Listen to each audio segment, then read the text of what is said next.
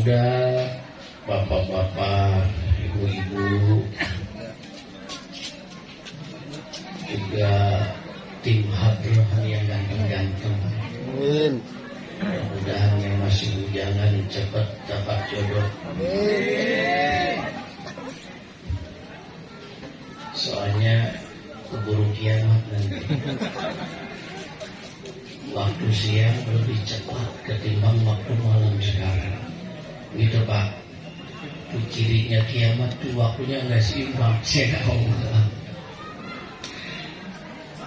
Saya sebetulnya masih ketagihan nih mendengarkan suaranya yang indah-indah ini. Kalau ikut lomba hadroh provinsi saya yakin juara pertama itu. Dengan catatan saya ketua dewan juri.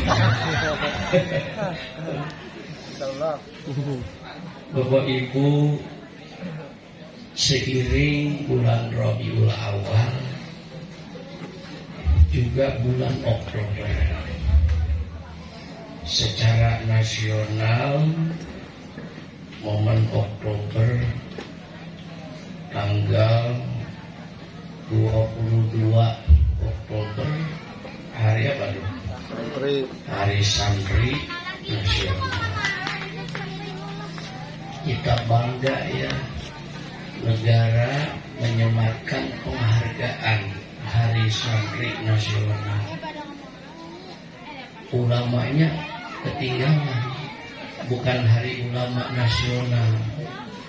Ini menunjukkan sebelum jadi ulama jadi siapa dulu? Santri. Makanya Bapak Ibu jangan malu, jangan gengsi kalau anaknya jadi santri. Bapak Ibu mau kan punya mantu santri? Insya Allah, walaupun awalnya fakir, tapi Bapak Ibu minimal cepat punya cucu. Karena santri itu tiap hari sarungan. Kalau reunian saya jumpa sama teman, itu anomali.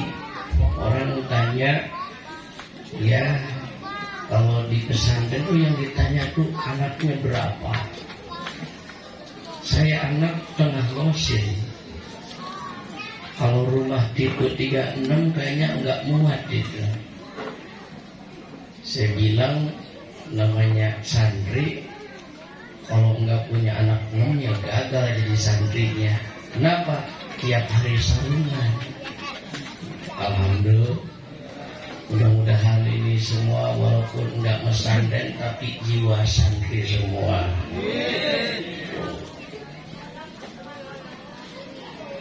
Luar biasa kita temukan pas momen hari santri.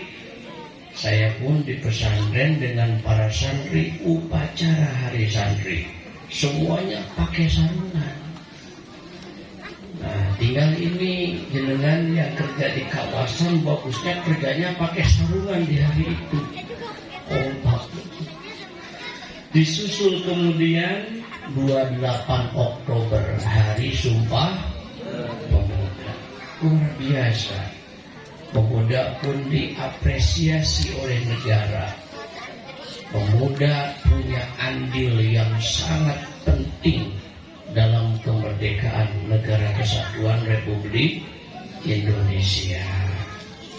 Bapak Ibu yang mulia, maka momen Rabiul Awal, 12 Rabiul Awal, atau yang lebih akrab kita menyebutnya bulan Maulid, dilahirkannya seorang manusia agung, manusia pilihan Allah, bihi uswatun hasanah, teladan yang baik, Nabiyuna Muhammadun sallallahu alaihi wasallam.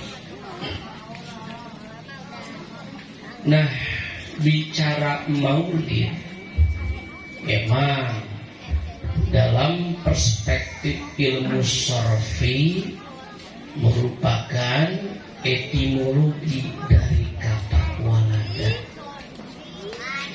Walad walada yalidu lidatan wa wiladatan fahuwa walidun wa dzaka mauludun lid la talid maulidun maulidun miladun. Begitu ya ilmu sorofnya ya. Jadi maulid boleh kita ngomong begitu karena itu ihtimal antara isim zaman ya, atau ada isim makan kan gitu ya. Ada kita ucapkan maulud. Maulud itu berarti isim maf'ul, dilahirkan. Walidun yang lahir. Utlikol maulidu, utlikol mauludu yang sorifu ila maulidi nabiyina Muhammadin sallallahu alaihi wa alihi wasallam. Peringatan maulid Nabi seperti ini khususnya di Indonesia kagak bisa dihilangkan. Sekalipun di medsos diberitakan maulid bid'ah, maulid bid'ah, kayaknya kita budek dengan pernyataan itu. Dicuekin aja, betul enggak? Nah, kalaulah mereka mengatakan ini tidak ada zaman Kanjeng Rasulnya, emang yang ngomong sejaman sama Kanjeng Nabi? Kagak. Kalau ditanya kita dalilnya tentang maulid, ya kita juga jangan selalu mengalah terus, melainkan kita balik tanya juga sama yang bersangkutan, apa dalilnya antum melarang kami bermaulid? Betul. Yang pasti referensinya surah Yunus 58 yang barusan Al-Fakir ungkapkan dari firman Allah, a'udzubillahi minasyaitonirrajim. Qul, katakan olehmu wahai Muhammad, min babi itlaqil khas wa iradatil am, bifadlillahi, dengan anugerah Allah, wa birahmatihi, dan dengan kasih sayang Allah, fa'idzalika, maka dengan itu, falyafrahu, itu kan lam amal, falyafrahu, maka hendaklah berbahagia mereka. Nah, berarti ketika kita ungkapkan wa birahmatihi, mengandung interpretasi yang hakiki, makna adalah kasih sayang Allah, identik dengan suratul Anbiya, wa ma arsalnaka illa rahmatal lil alamin. Wallahu a'lam. Wa ma arsalnaka, dan aku, jadi domir mu'azzam nafsu, maksudnya Allah subhanahu wa ta'ala. Aku insun kang agung, gitu Pak ya.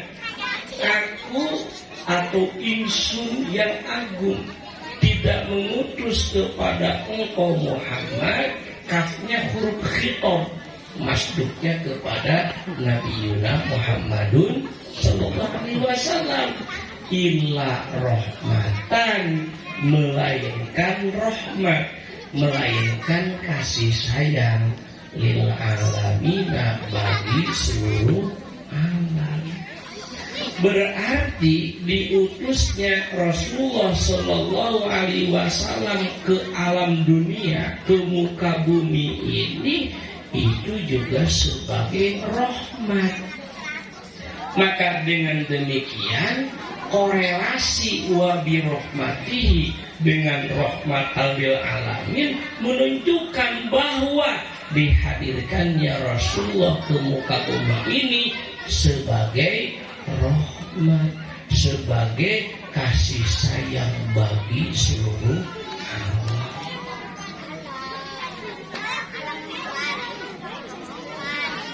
Jemaah yang dimuliakan oleh Allah Subhanahu wa taala, karena ini merupakan rahmat, falyafrahu, maka hendaklah mereka berbahagia.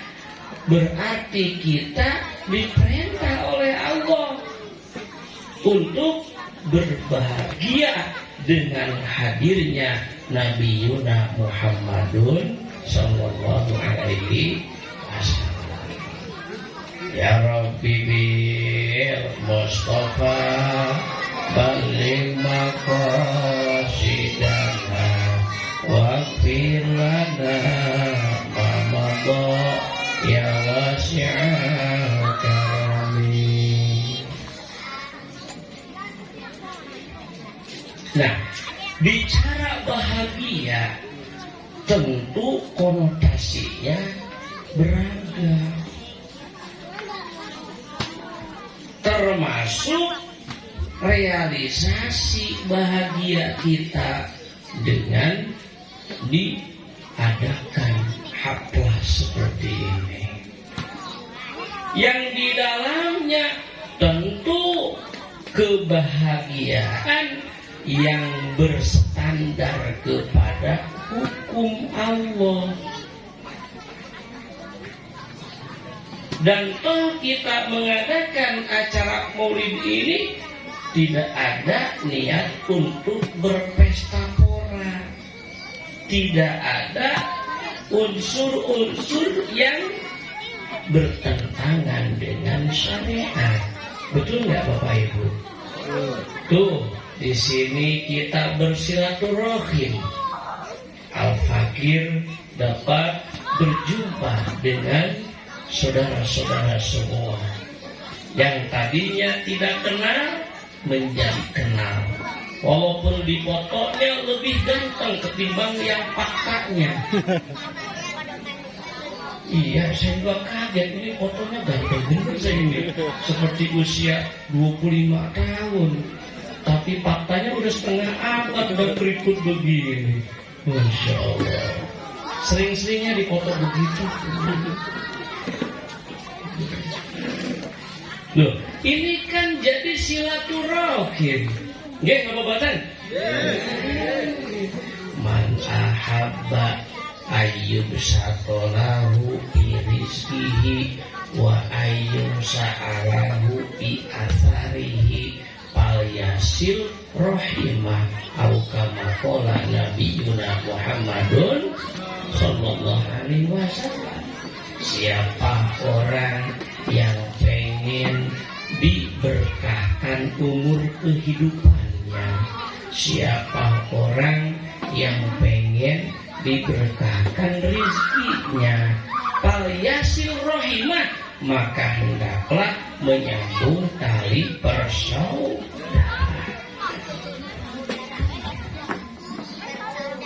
Tadi saya datang disambut berjabat tangan ma'mim muslimaini yang takiyani payata sopahani gufirok lahuma qobla ayyataparroko. Nabi bersabda, tidak ada dua insan muslim yang bertemu berdua, berjumpa, apalagi banyak, lalu berjabat tangan, hatinya terpaut nilai-nilai silaturahim, Allah ampunkan dosanya sebelum keduanya berpisah. Alhamdulillah. Dengan silaturahim mendatangkan rezeki. Saya dari Cibogo Cibarusah diundang ke sini, saya jujur enggak nge-WA atau mungkin telepon kepada panitia, tolong panitia siapkan suguhannya, siapkan juga cap kaki 3, siapkan papaista empe-empena, Kagak, tapi panitia sudah sadar sendiri. Ini menunjukkan bahwa panitia di sini sadar semuanya. Berkah. Di rumah belum tentu ada suguhan seperti itu. Seolah-olah warung pindah ke meja di sini. Itulah berkah rezeki. Alhamdulillah Pak. COVID-19 insya Allah usai semuanya. Kenapa? Karena jenengan semua bukan semata-mata hadir, tapi juga membawa suguhan-suguhan makanan yang diniatkan untuk menjadi sodako. Nabi bersabda, as-sodaqatu tadfa'ul balaa. Sodako menolak bencana, termasuk COVID-19. Alhamdulillah. Makanya tuh jadi orang NU tuh berkah. Saya dari pagi ini terus aja ngecer kata orang sini. Masya Allah. Dari pagi ada tamu rombongan. Besok saya maulid Nabi di pesantren. Sore tadi terus aja sampai besok, sampai silih mulut. Balaka tik-tik, balaka combrang, botong betitik berkat menang. Itu bahasa Jerman. Subhanallah. Begitu Pak, ini berkah maulid. Benar, datang rojak lagi, udah berkah. Ini saya dironda terus sama santri. Sampai jam berapapun ditunggu sama teman-teman santri. Apa tujuannya? Nunggu ada berkah. Nah, saya yakin panitia udah sadar, semua sadar itu. Begitu. Kalau saya pulang gak bawa berkat, pasti besok kemudian gak ada yang ronda lagi. Insya Allah, inilah berkah dari maulid nanti. Nah, udah begitu. Kita juga niat tolabul ilmi, niat mencari ilmu. Tolabul ilmi faridotun ala kulli muslimin wa fi riwayatin wa muslimatin. Mencari ilmu sangat diwajibkan, taklid tasdid atas orang Islam laki dan juga orang Islam perempuan. Coba bayangkan. Sudah silaturahim, sudah sedekah, sudah ngaji, ini jelas positif. Jenengan semua pernah belum mendengar ada maulid Nabi di Villa Mutiara, semuanya tawuran, pada berantem, adu pukul, adu jotos, carok, ada enggak? Aman.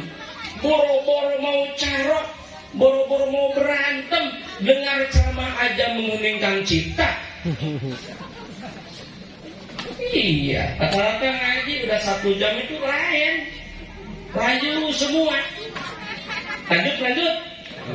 Lewat 1 jam belum buru-buru saya. Masya Allah.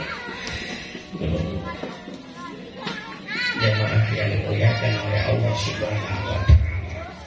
Rasulullah diutus ke alam dunia untuk tebar rahmat, tebar kasih sayang sebagai manifestasi dari khuluqin azim, budi pekerti yang agung. Orang berakhlak baik itu di dalamnya mengandung nilai-nilai rahmat, nilai-nilai sayang. Maka tadi surah Al-Anbiya, wa ma arsalnaka illa rahmatal lil alamin. Rahmatnya yang Allah berikan untuk Rasulullah dan ditebarkan kepada umat manusia, di situ bukan lil ala, bukan lil muslimin, bukan lil mukminin saja, tapi lil alamin, bersifat universal, bersifat komprehensif. Siapapun manusia yang hidup di muka bumi, mau kulitnya hitam ke, mau hitam warna putih ke, coklat ke, bahasanya mau Sunda ke, mau Jawa ke, bahasa Inggris ke, bodoh, mau pendek kek, mau cebol, jangkung, delu, deta, deteng, gede hulu, gede mata, gede beteng. Kumplit kaget, tetek bengek, walang taga, jebak bengek, jadi iga. Pokoknya lil alamin. Bayangkan, terbukti rahmatnya Rasulullah. Hijrah beliau bersama sahabat dari Mekah ke Madinah. Berarti ini Masjid Al-Muhajirin menunjukkan panjenengan semua adalah masyarakat urban, masyarakat yang majemuk, dan ini merupakan interpretasi dari rahmatan lil alamin. Tunjukkan kita sebagai umat Kanjeng Rasulullah Shallallahu Alaihi Wasallam yang senantiasa kita berteladan kepada beliau, rahmatan lil alaminnya tunjukkan.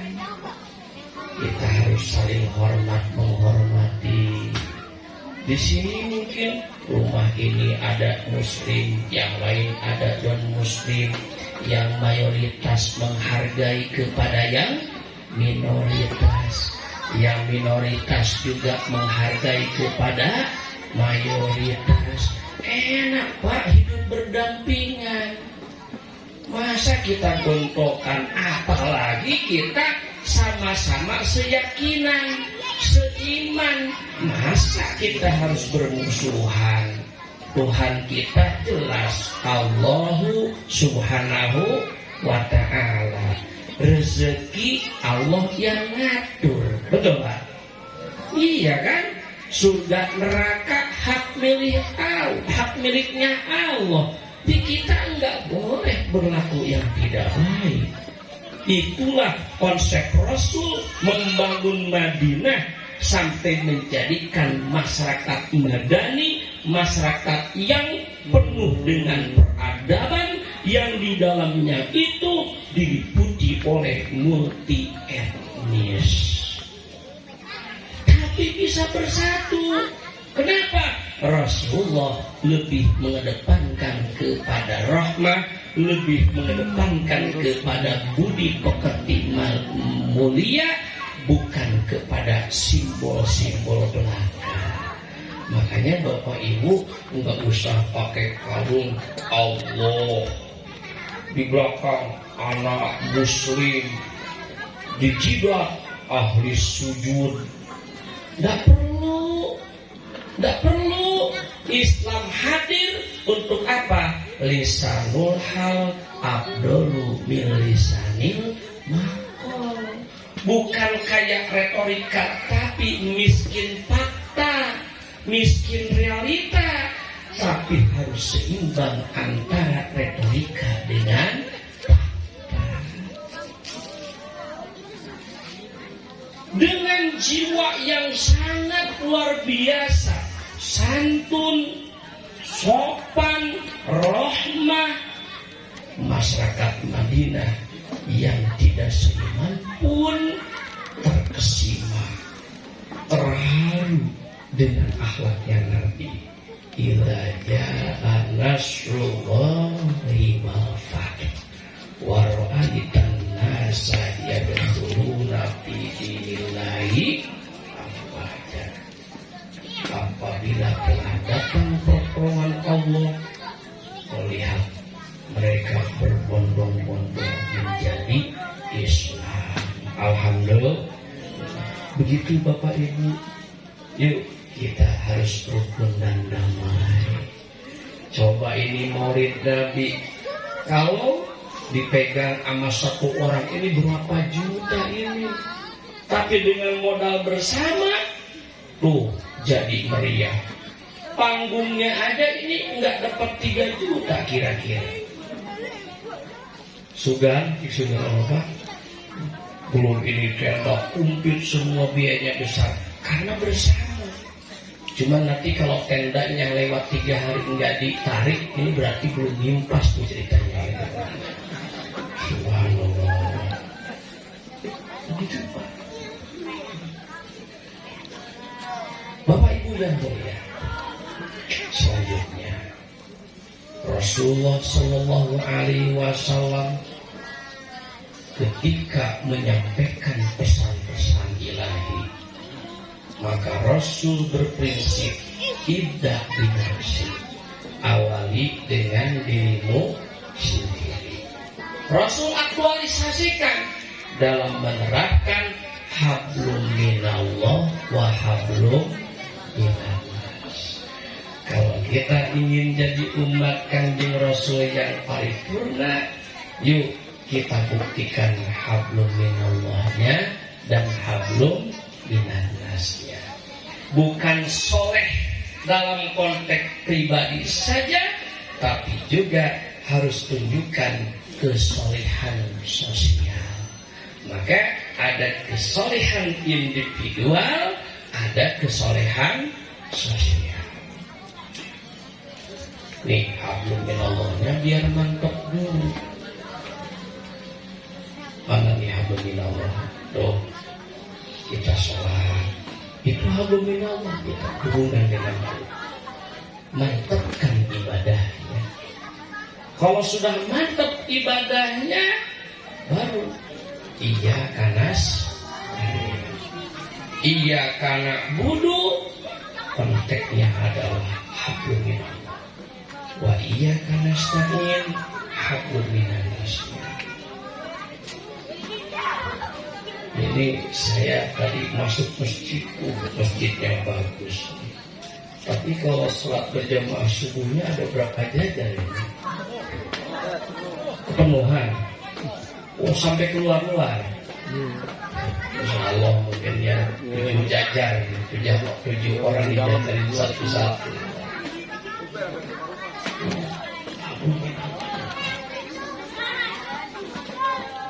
Kita kadang ibadah sama Allah seperti sholat, nyaris lebih lama makan ketimbang sholat.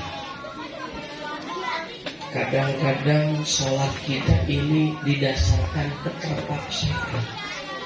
Atau juga kalau saya enggak ke Masjid Al-Muhajirin, nanti DKM tanya saya. Daripada nanya saya, mendingan saya ke masjid lah. Jadi bukan lillahi ta'ala, li DKM jadi. Disitulah kita ungkapkan statement dalam sholat. Inna sholati wa nusuki wa mahyaya wa mamati lillahi rabbil. Lillahnya dulu biar mantap, Pak. Beres sholat, jangan Allahumma lantas jalan. Nih hablum minallahnya kita servis dulu, Pak. Kita wiridan dulu, berzikir. Betul Bapak Ibu ya? Wiridan. Makan 1 jam, sholat cuma 3 menit. Persis seperti buntut kucing kebakar, Pak. Enggak kerasan di masjid. Makanya ada ulama berungkap man tarokal wirda bahwa pada meneng, Pak. Man tarokal wirda bahwa kirdun. Siapa orang yang biasa meninggalkan wiridan itu sama dengan monyet. Itu siapa yang ngomong monyet, Pak? Zikir dulu. Bu, Ibu nih anteng khusyuk mendengarkan pengajian apa memang khusyuk tidur, Ibu? Ibu mau punya suami ahli masjid, Bu? Mau. Bener solihah semuanya nih. Insya Allah nih wajah-wajah surgawi semua ini. Amin. Iya, Insya Allah. Mau ya Bu ya, punya suami ahli masjid? Masya Allah. Di masjid terus nggak pulang-pulang. Tapi banyak duitnya. Mata duitan ibu ya. Ya Allah. Begitu Bapak Ibu. Nah, jikalau kita sudah mantap hablum minallahnya, apa yang diinginkan hambanya akan diijabah oleh Allah Subhanahu wa Ta'ala. Kenapa kita kadang nyaris banyak galau? tentang ekonomi, tentang rumah tangga, dan seterusnya. Boleh jadi ini sebagai satu koreksi kolektif. Mungkin ibadah yang saya lakukan ini belum sampai kepada titik maksimal. Mudah-mudahan sholat kita diterima oleh Allah Subhanahu wa Ta'ala.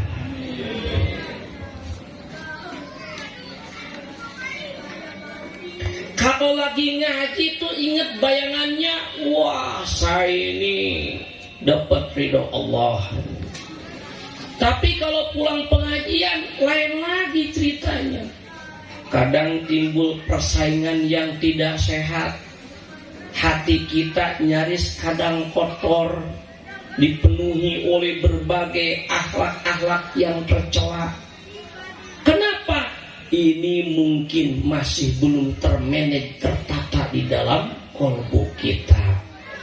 Sholat yang kita kerjakan dalam perspektif fuqaha Syafi'iyah, kita tahu apa yang kita lakukan dari mulai takbir sampai uluk salam, di situ berarti ada 19 rangkaian dari rukun sholat.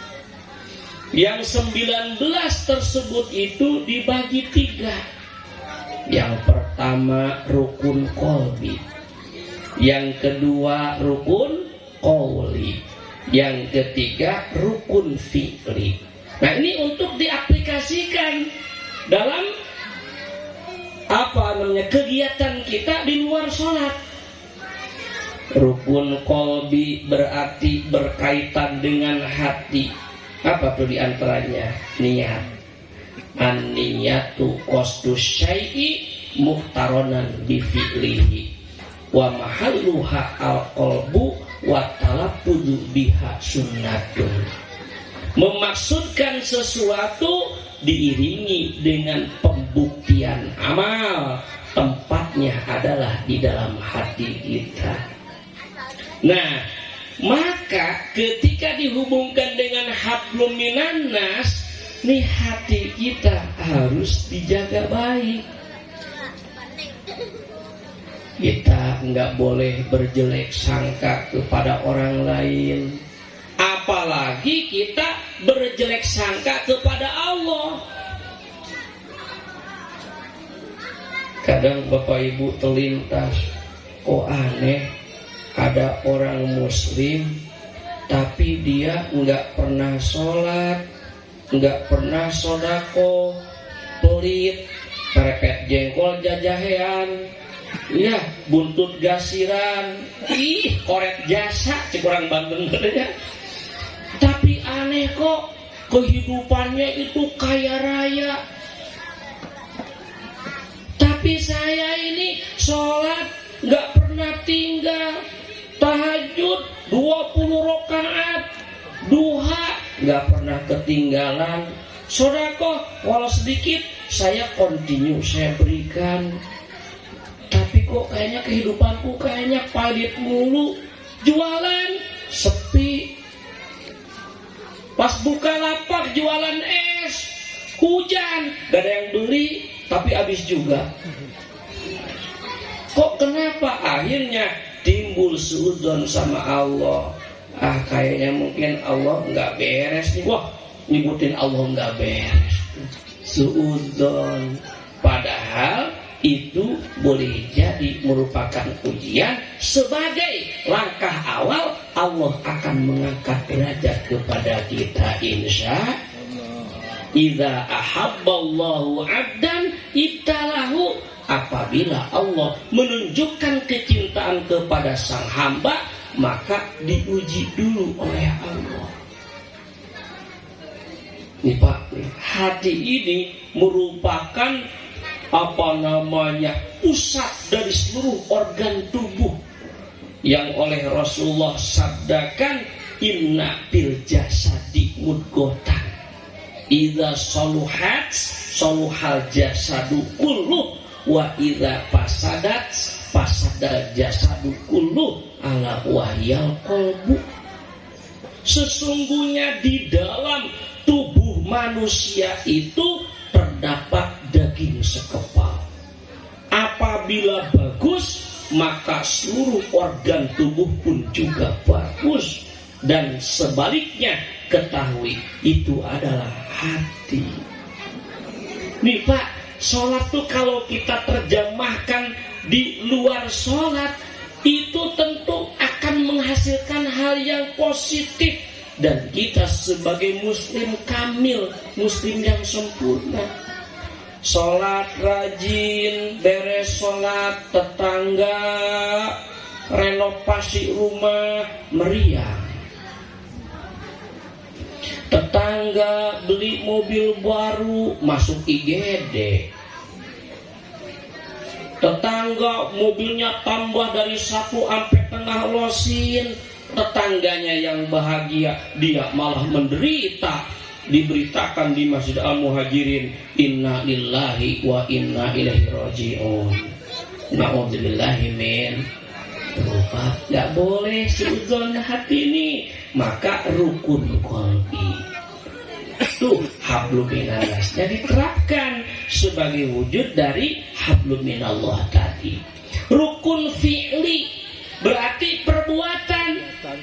Sujudnya bagaimana, rukunya bagaimana, warka'u ma'ar raki'in wasjud waqtarib. Berarti ditata. Kok kita sujudnya begitu, pantatnya ngatung, kepala kita tersungkur. Itu itirafun nafsi, rumongso diri bahwa kita hina, bahwa kita kecil di hadapan Allah Subhanahu wa ta'ala. Rukun pilih Pak. Takbiratul ihramnya yang bagaimana, kita ikuti ketentuan ulama mujtahidin. Nah, berarti ini menunjukkan setelah kita sholat, tolong fi'liyah kita, perbuatan kita harus dijaga baik-baik. Jangan sampai beres sholat, tahu-tahu sendal orang diambil. Beres sholat, motor tetangga hilang di bawah. Ini kan enggak identik dengan hakiki dari sholat yang kita kerjakan. Betul Bapak Ibu? Iya.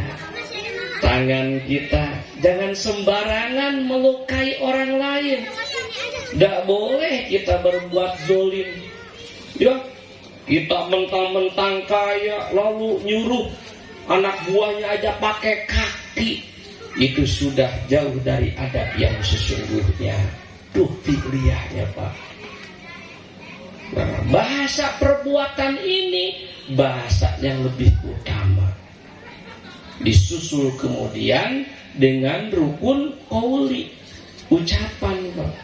Kita baca suratul Fatihah, ditata baca Fatihahnya bagaimana agar mengikuti aturan yang berlaku. Warattilil Qur'ana tartila. Baca Al-Quran yang benar, ikuti aturan tajwidnya persis seperti qori. Tidak tadi ya Ustaz Ajeng tadi suaranya merdu, diikuti. Nah, setelah sholat berarti mulut kita harus kita jaga. Betul Pak ya? Salamatul insan bihifdzil lisan. Selamat manusia itu tergantung dari menjaga ucapannya. Pak, hati-hati sekarang kan medsos ya, seolah-olah ini dunia ini masuk ke satu benda yang segede ini Pak. Konten-kontennya yang positif dan negatif, tergantung kita sebagai fa'il, tergantung kita sebagai operator mau lihat apa di situ. Ya, di samping mulut yang menjadi representasi dari bahasa, ya bahasa telunjuk kita, bahasa dari kita. Maka ada mulutmu harimaumu, jarimu bisa harimau. Orang bisa cerai ya, suami dan istri karena salah kirim WA. Begitu Pak. Semua orang ini punya HP, dari mulai anak-anak sampai orang tua, nenek-nenek jualan kangkung aja, cucunya juga nelfon. Ngomong.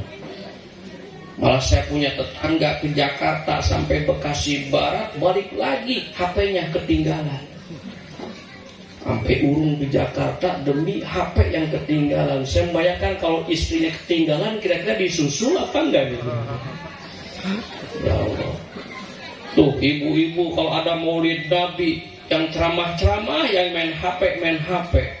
Malah buka status di foto saya. Tuh. Begitu. Sampai belanja shopping tuh ke depan pakai status, aku lagi shopping.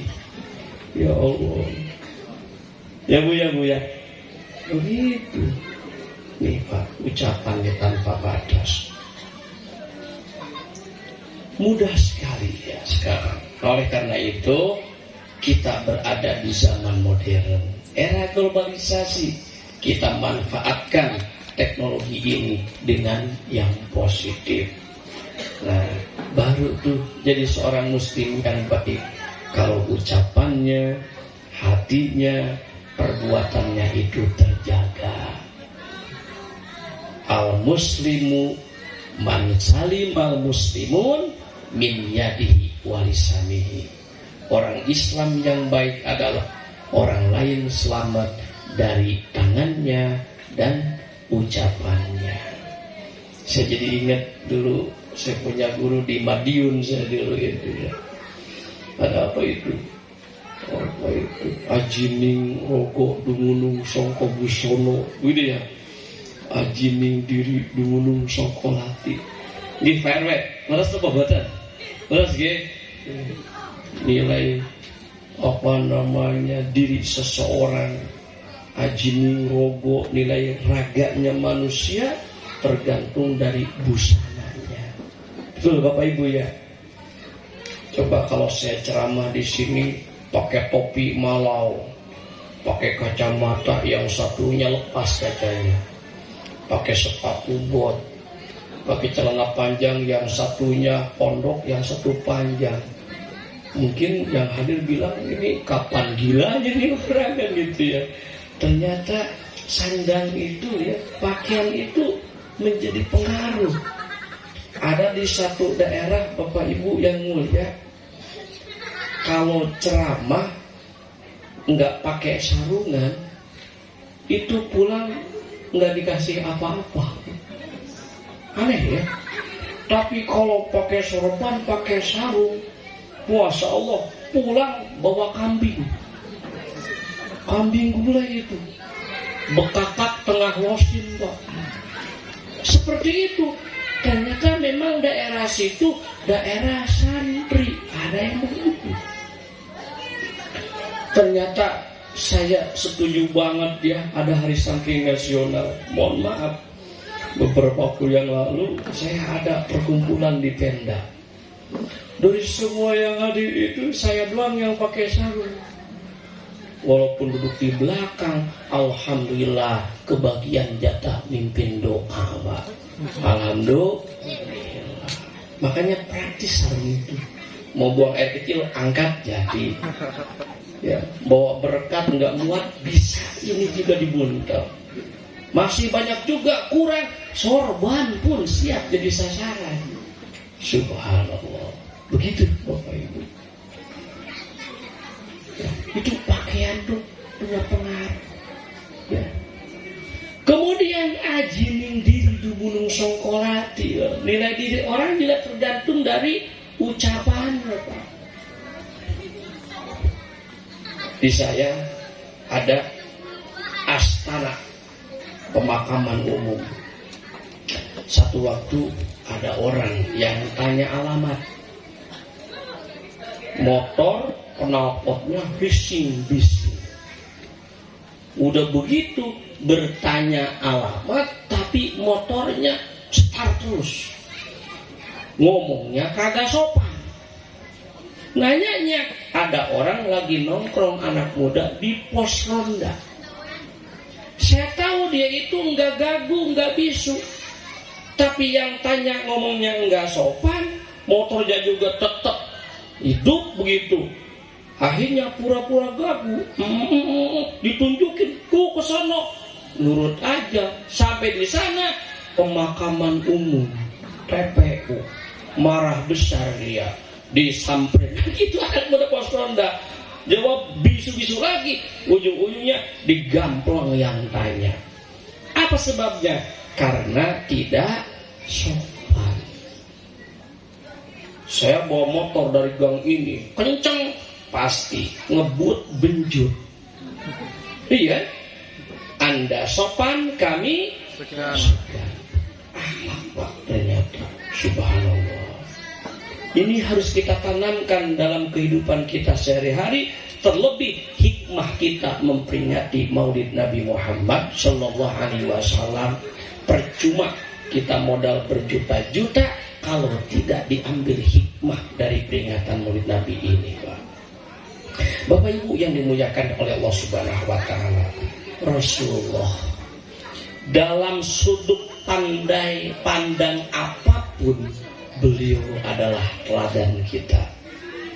Dalam membina rumah tangga, Rasulullah mengedepankan keteladanan kepada istrinya. Enggak ada di hadis Nabi bersikap kasar sama istrinya.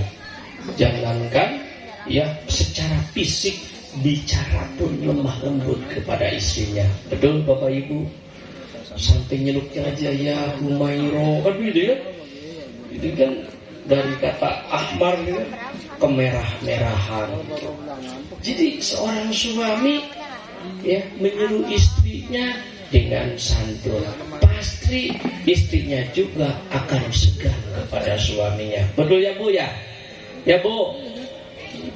Yuk, semangat Maulid. Yang biasa kasar sama istrinya, stop. Tapi sebaliknya juga, ibu-ibu juga jangan suka marahin suami.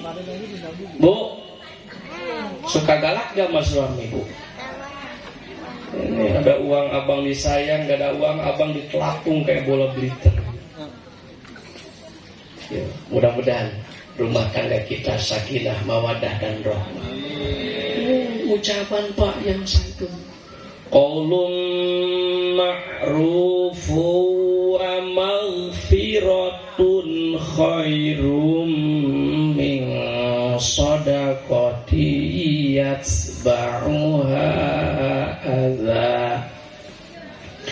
Wallahu alam, perkataan yang baik dan bernilai ampunan itu lebih baik ketimbang kita sedekah harta yang diujungi dengan penyesalan. Daripada kita sedekah harta tapi ngedumel, nyesel, gua masukin uang 50.000 ke kotak amal, kenapa enggak 5.000? Biasanya begitu ya Pak ya Pak. Hari Jumat datang, kotak amal mau lewat, pura-pura ngantuk. Lewat, alhamdulillah. Kalaupun enggak ngantuk, enggak pura-pura ngantuk, di kantong uang 100.000, 50.000, 20.000, 10.000, goceng 2.000, sama 1.000 receh. Mau masukin 20.000, istikharah dulu. Kan kelewatan tuh pelitnya Pak. Daripada begitu, mendingan ucapan yang baik. Subhanallah Pak, ucapan yang baik. Itu Rasulullah. Ya paling tidaklah kita juga bukan Nabi, mirip-mirip. Ya, kalau ada emosi ya wajar. Ya, suami jadi api, istrinya yang jadi air. Kan begitu? Istrinya jadi api, suaminya yang jadi air. Kalau api pada api, kebakaran sama rumah-rumahnya sekaligus Pak. Rasul kesehariannya lebih banyak senyum Pak. Senyum. Ini semuanya wajah yang senyum, tandanya banyak duitnya. Amin. Amin. Ini yang merengut-merengut nih wajah berhutang semua nih kira-kira. Insya Allah beres Maulid kebayar utangnya Pak. Amin. Senyum. Tanyakan kepada dokter spesialis tuh, psikiater. Ternyata banyak senyum. itu mengendorkan otot-otot. Dan ternyata murah senyum itu termasuk terapi dari penyakit getih luhur. Iya, hipertensi. Saya kan orang Sunda, Pak. Ya, di darah tinggi, Pak. Dengan banyak senyum, insya Allah kendor. Alhamdulillah. Tabassumuka ala akhika fahiya shadaqah. Engkau senyum di hadapan saudaramu, saudaramu menjadi bahagia, itu sedekah. Makanya ada infak, ada sedekah. Kalau anak kita sekolah, bayar infak, bukan bayar sedekah. Kalau nanti sedekah bulanan, nanti bapaknya datang ke kantor, ke bendahara, cukup dengan senyum. Akhirnya bendahara bilang, Pak, 6 bulan belum bayaran. Ya kan senyum itu udah saya bayar tandanya. Tuh, makanya bukan sedekah tapi infak. Begitu, Pak. Jadi senang pikiran, Pak. Itulah amal Rasulullah. Laisal gina an kasratil arad walakinnal gina nafsi. Kekayaan yang sesungguhnya bukan pada persoalan harta dan jabatan, bukan persoalan pada rumah mewah, mobilnya juga yang mahal, tidak. Sabda Nabi, walakinnal gina nafsi. Kekayaan yang hakiki adalah gina nafsi, berjiwa optimis. Cek Sunda nama benghar hate. Leres pangsa kaya hati kita. Walaupun rumahnya tipe 36, anaknya selosin, pas tidur ada yang di dapur, ada di kolong TV. Walaupun ekonominya penghasilan pas-pasan, tapi dijiwai oleh kaya hati, tuh rumah walaupun tipe 36 layaknya seperti lapangan bola. Begitu, Pak. Kenapa? Karena kaya hati. Tuh, yang penting ngopai jeung ngerokai lancar. Betul ya? Gitu. Wabak kuun mindit pihak kodun kaung wadi pale wadi kenyot tungtung nyelebung sumadahar badang ngopi li aula wa ududi wa tampangi wa ursila. Duh, tanya aja Bapak Ketua DKM tuh. Insyaallah. Senang, Pak, no problem. Kita kadang-kadang kan miskin hati, Pak. Tetangga maju, kita malah yang mangkel. Gak boleh, bersyukur aja. Bersyukur, alhamdulillah segini juga. Lihat orang lain mah di rumah sakit, kita mah diberi sehat. Makan nggak seberapa, makannya juga ya beras CR. Ya, tetangga mah paha ayam, kita mah paha ikan teri. Kangkung, sambal goang, dicacah sama terong, pete, sama jengkol.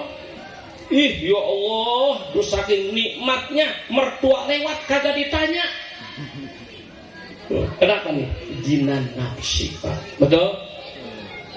Rumahnya mewah, luas seperti lapangan sepak bola. Kita bertamu, mau ikut ke WC-nya aja, mau buang air kecil harus pakai sepatu roda. Setiap kamar mandinya aja pakai AC, sekalian kulkas di WC. Saking kaya raya, tapi dia miskin hati, Pak. Rumah segede itu lebih sempit daripada liang semut, Pak. Betul nggak? Iya, nggak ada kepuasan. Disinilah ginan nafsi, tenang, Pak. Tidak terlalu larut menjadikan satu hati dengan dunia. Kekayaan amanat dari Allah, biasa saja. Ya Allah, luar biasa. Alhamdulillah. Mudah-mudahan kita oleh Allah diberi kekayaan hati. Shalli wa sallim daiman ala Ahmada. Shalli wa sallim daiman ala Ahmada wal ali wa ashabi man qad wahada wal ali wal ashabi man qad wahada. Bapak Ibu, Rasulullah sallallahu alaihi wasallam tidak punya anak dia. Cucunya ini siapa tuh? Hasan dan Husain. Ada lagi Fatimah mungkin ya. Itu kepada anak, kepada cucunya tuh Rasulullah nggak pernah kasar. Nah ini pelajaran Bapak Ibu. Mendidik anak pun juga bagaimana agar bisa anak kita itu soleh dan solihah. Bagaimana Rasulullah Shallallahu Alaihi Wasallam terhadap keluarganya, anak dan cucunya. Kita kadang-kadang merasa jadi seorang leader of home, pemimpin rumah tangga, berlaku otoriter kita sama anak, Pak. Kadang manggil anak, dasar lu bego, siapa belet di bagian ngaji teh. Hati-hati, emang kita mau punya anak bego, Pak? Kalau anaknya bego, bapak-bapaknya manggil bego sama anak, berarti bapaknya lebih bego daripada yang bego. Nauzubillahimin. Kita pinang penuh sayang, kasep, pinter, raja, padahal mah nggak RT aja panggil raja sama kita. Ya, pang pinterna sadunia, paling cerdasnya sedunia. Begitu sama anak, Pak. Kita kan capek bikin anak ya, Bapak Ibu.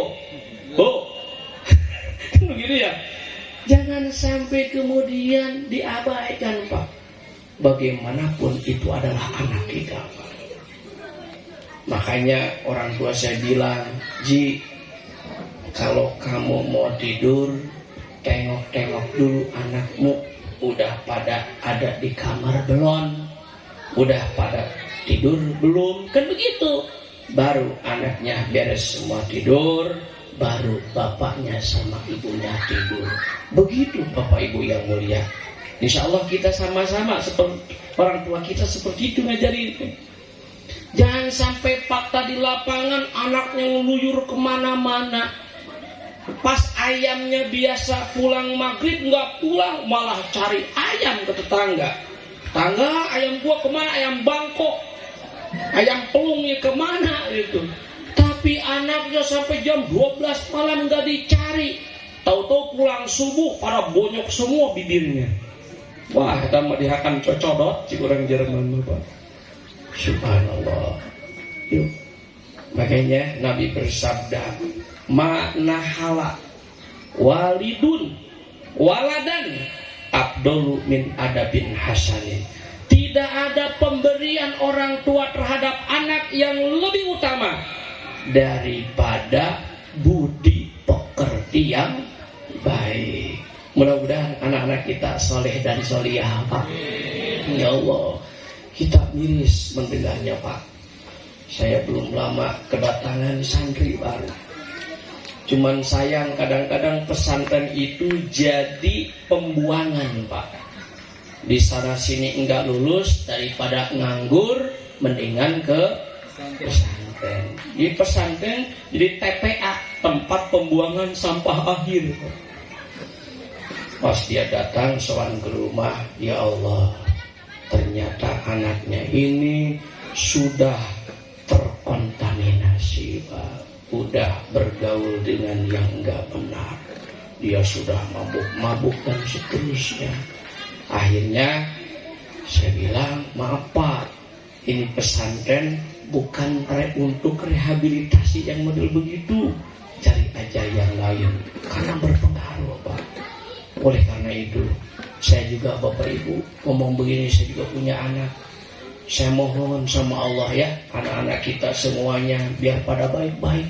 Amin. Ya, kita banyak doa habis sholat, doa Nabi Ibrahim ya. Rabbana hablana min azwajina wa dzurriyyatina qurrata a'yun waj'alna lil muttaqina imama. Rabbi ij'alni muqimas shalah wa min dzurriyyati rabbana wa taqabbal du'a. Enggak berarti Pak kekayaan yang kita miliki. Enggak berarti kita capek-capek cari duit P7 pergi pagi pulang petang penghasilan pas-pasan dopol-polan, yang kemudian di antara kita ada anaknya yang nakal, pasti bakal kepikiran. Betul Bapak Ibu? Nah, oleh karena itu anak kita adalah aset masa depan yang diupayakan untuk bisa membahagiakan ketika kita sudah memasuki usia tua. Amin ya Rabbal Alamin. Kalau ada satu adagium, anak 10 ya diurus sama ayah ibunya, dibekali hingga dewasa. Ibu dan bapaknya bisa ngurus anak 10, tapi anak 10 belum tentu bisa ngurus ayah dan ibunya. Tentu yang 10 anak kalau soleh mah baik semuanya, insya Allah bisa membahagiakan orang tuanya di dunia dan di akhirat. Bapak Ibu yang mulia, pada prinsipnya ketika kita bicara tentang Rasulullah, maka tentu sangat luas sekali. Di seluruh sudut pandang apapun, Rasulullah hadir sebagai teladan. Laqad kana lakum fi Rasulillahi uswatun hasanah liman kana yarjullaha wal yaumal akhir wa dzakarallaha katsira. Maka dengan demikian hikmah dari peringatan Maulid Nabi di kesempatan malam ini menghadirkan kesimpulan.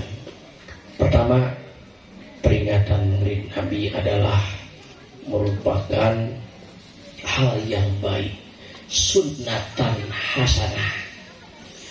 Yang kedua, dengan hikmah maulid kita jadikan Rasulullah Shallallahu Alaihi Wasallam sebagai teladan untuk kehidupan kita, baik secara pribadi, berkeluarga, berbangsa, dan bernegara. Yang ketiga, Rasulullah mengedepankan akhlak yang mulia. Rasulullah sebagai rahmatan lil alamin, kita sebagai umatnya untuk menjunjung tinggi mengedepankan sifat rohama. Terlebih kita hidup di lingkungan yang majemuk, di lingkungan yang heterogen. Mari kita saling tolong menolong, kita saling menumbuhkan pengertian, dan kita terus hormat menghormati, toleransi. Cara inilah merupakan cara Rasulullah Shallallahu Alaihi Wasallam di dalam berdakwah. Tentu di dalam segala hal tidak boleh berlebihan. Wa kulu washrabu wa la tusrifu innallaha la yuhibbul musrifin. Makanlah kalian, ini udah habis makanannya. Washrabu, minumlah kalian, masih ada. Tapi ingat, wala tusrifu, jangan melewati batas. Allah tidak menyukai kepada mereka yang melewati batas. Ngaji juga tidak boleh melewati batas. Sebab kalau melewati batas, pasti saya pulang nggak ketahuan jadinya. Ya, itu saja cukup yang Al-Fakir sampaikan. Semoga bermanfaat. Mari kita sama-sama membangun kehidupan yang penuh dengan kedamaian, agar kita menjadi hamba-hamba pilihan Allah, sehingga kita masuk dalam lingkungan orang-orang yang berdakwah. Demikian kita mohon berdoa kepada Allah Subhanahu wa taala agar kita menjadi umat Rasulullah yang mencintai Rasul, dan Rasul pun mencintai kita. Allahumma rzuqna mutaba'atan Nabi sallallahu alaihi wasallam awalan wa akhiran wa zahiran wa batinan wa qaulan wa fi'lan wa ta'atan wa ibadah. Subhanakallah bihamdik asyhadu an la ilaha illa anta astaghfiruka wa atubu ilaik. Allahumma waffiq ila aqwamit thoriq. Wassalamualaikum warahmatullahi wabarakatuh.